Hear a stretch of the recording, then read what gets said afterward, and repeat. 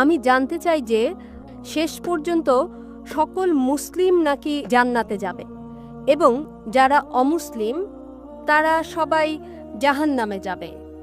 আমি জানতাম যে প্রত্যেকের চূড়ান্ত যে ফয়সালা হয় তা নিজের কর্মের ওপর হয়। তো আমি এই বিষয় সম্পর্কে সঠিক ব্যাখ্যা চাই যে সকল মুসলিম জান্নাতে যাবে এবং অমুসলিম যাবে জাহান্নামে। যদি সবাই তারা ভালো কাজ করে, যদি অমুসলিম ভালো কাজ করে, তাহলে কেন তারা জাহান্নামে যাবে? যারা মুসলমান তারা আখিরাতে জান্নাতে যাবে, অমুসলিমরা যাবে দোজখে। মুসলিম মানে সে যে শান্তি অর্জন করে আল্লাহ সুবহানাহু ওয়া তাআলার নিয়ম অনুযায়ী চলে, কোরআন হাদিসের অনুসরণ করে, তাকে বলে সঠিক মুসলিম। এটা একেবারে সঠিক যে কর্মগতভাবে যে সঠিক মুসলমান সে ইনশাআল্লাহ জান্নাতে যাবে।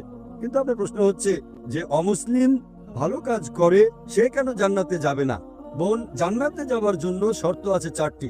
যখন আমি আমার 10ম শ্রেণী পাশ করি, আমি সেন্ট পিটার্স স্কুল থেকে পাশ করি, যখন আমি আইসিএসসি তে ছিলাম 10ম শ্রেণীতে, তখন পরীক্ষাতে আমার 6টি আবশ্যকীয় বিষয় ছিল: ইংরেজি, গণিত, বিজ্ঞান, ভূগোল, ইতিহাস, হিন্দি। 6টি বিষয় আবশ্যকীয়। 6টি বিষয় পাশ করাটা জরুরি ছিল। একইভাবে মানুষকে জান্নাতে যেতে হলে 4টি শর্ত রয়েছে।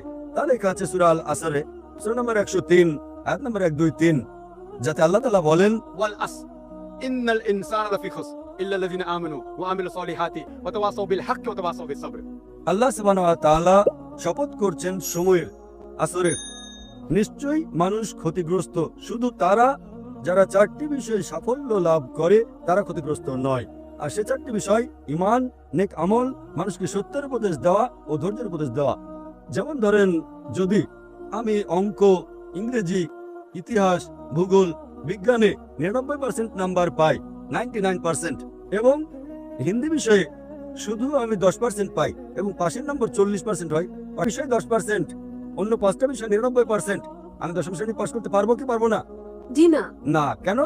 যেহেতু আমি হিন্দি বিষয়ে 10% নাম্বার পেয়েছি, ভূখণ্ডগুলোতে 99%, হিন্দিতে 10 নাম্বার ফেল। ওই রকম ভাবে জান্নাতে যেতে হলে সূরা আল আসর অনুযায়ী 4টি বিষয় জরুরি: ঈমান, নেক আমল, যেমনটা আপনি বলেছেন, ওয়া তাওয়াসাউ বিল হক, মানুষকে সত্যের পথে ডাকা, ওয়া তাওয়াসাউ বিস সাবর, মানুষকে ধৈর্যের উপদেশ দেওয়া। 4টি বিষয় হচ্ছে জরুরি।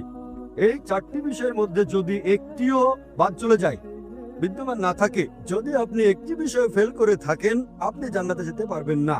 যদি আপনি বলেন যে আপনি খুব ভালো মানুষ, আমলের দিকে আপনি খুব ভালো আমল করেন, ধরে নিলাম যে আপনি 99 নাম্বার পেয়েছেন আমলে, কিন্তু ঈমানে তো ফেল করেছেন, আপনি এটা মানেন না যে আল্লাহ এক এবং মুহাম্মদ সাল্লাল্লাহু আলাইহি ওয়াসাল্লাম শেষ পয়গম্বর, যা সকল ধর্মগ্রন্থের মধ্যে লেখা আছে, তো আপনি ঈমানে ফেল। আপনি যতই নেক কাজ করেন, 99% নাম্বার পান, 100 নাম্বার পান বাকি 3টা অংশে, কিন্তু ঈমানে ফেল হলে তো আপনি জান্নাতে যেতে পারবেন না।